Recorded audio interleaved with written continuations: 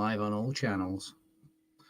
All right, so today, this evening, tonight, this afternoon, or this morning, depending on where you actually are in the world, wherever you are in the world, you're stuck inside most likely because of this COVID plague. However, we are going to be talking about the curse of perfectionism. And nothing and no one is perfect, not even me.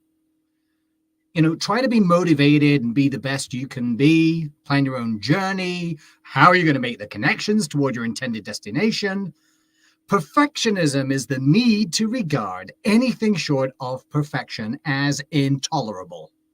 In that case, why would you ever want to be a perfectionist? The setting of unrealistic, harsh, and taxing goals, followed by the failure to achieve them and experience any failures as empty and worthless. Only 100% is good enough, and anything less is unsatisfactory. But this self-destructive and restrictive nonsense is no good for any of us. So many actors sport perfectionism like a badge of honor, even believing that it drives them forward. If you do your prep, you will have long stretches when you're that character talking to another about something of great significance, but then there will be times when you just drop out. At such times, you can either wear the old hair shirt and ritually flagellate yourself, or just accept that life ain't perfect. I mean, shit, they can do amazing things in the edit these days, right? The irony is that perfectionism has the opposite effect and actually slows everything down to a standstill. You start thinking, I'm never going to be as good or as cute as Anya Taylor-Joy. I'm never going to get an Oscar, so why bother? Perfectionism is not a driver. It just gets in the way. It's a huge mountain to climb, and that's enough to put the wind up you and make it so difficult to know where to start. But with planning and realistic goals, base camps along the way, you'll reach that summit. It's all about planning.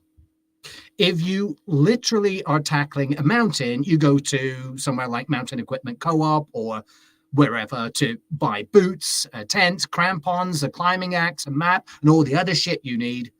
Then you hire a Sherpa, or as an actor, you would hire a dialect coach before you head out to your destination. Then you go from stage to stage, avoiding falling rocks and staying hydrated and healthy. You're always aware of the overall objective, but you're not focused on the end result so much that you don't manage the necessary stages or adapt to unforeseen circumstances. If you don't enjoy the journey, you're heading in the wrong direction.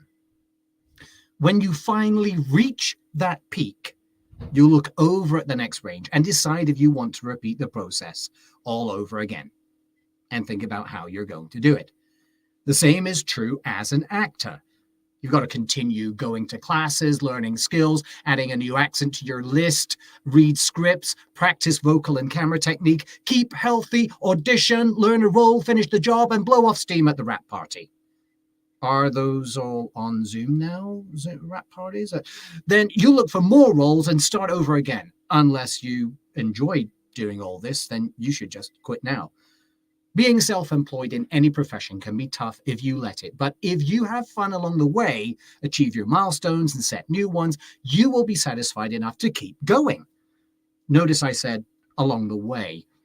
It's the journey that counts. Don't get me wrong, I'm not saying it's okay to be mediocre, fuck no, or even a good actor. If you're working this hard, you want to be a great actor, but striving to be perfect, that's a fool's game. Just remember, if you fuck up, don't panic. Release the pressure by anchoring to one of the markers in the script that relates to what is going on with your character, a solid image. Use these markers to refocus and drag yourself back in and get through the scene. Just know that there is no panic. Moments of uncertainty and dropping out can become a part of the scene.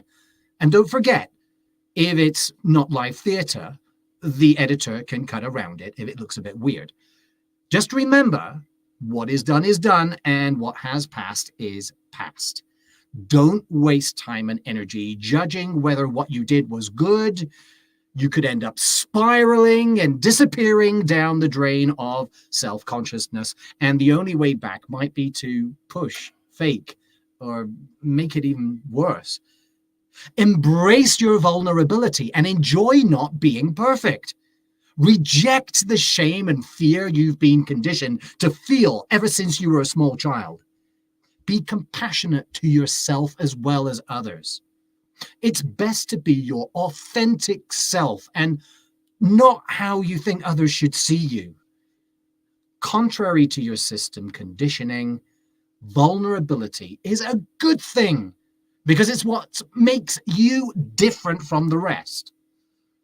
As an actor, you've got to be willing and able to explore and create with the possibility of failure. If you do fall flat on your face it and embrace it, and then move on to the next thing. Aiming for perfection cancels out this vulnerability and suffocates your artistry as an actor. It also interferes with your ability to live your best life and accept uncertainty. It causes you to blame others for your disappointments. Here's a little exercise for you. Try to think back to a beautiful spot that you visited. Close your eyes and recall the sounds, sights, and smells, the feeling of the breeze on your face from that viewpoint. And then think back step by step to how you got there. Did you walk from the car that you rented? Did you take a taxi from the airport to the hotel that you were staying at? Did you drive to the airport to take that plane? Did you book the plane tickets online or go into a travel agent? Are there such things as travel agents now? I'm really dating myself. There were various stages that had to happen for you to reach that spot and bask in its beauty. Now, imagine your ideal career and go through the same process. Think about headshots, agents, castings, bookings, being called to the stage or set, hearing "it's a wrap" and getting home after a job well done to find a new script in your inbox. Now imagine your ideal role and do the same. A call from your agent for the audition, the slides coming in, the research, learning the lines, the makeup, the hair, the words, hearing those words. Cut! It's a wrap! See you next Friday. Bye, everyone.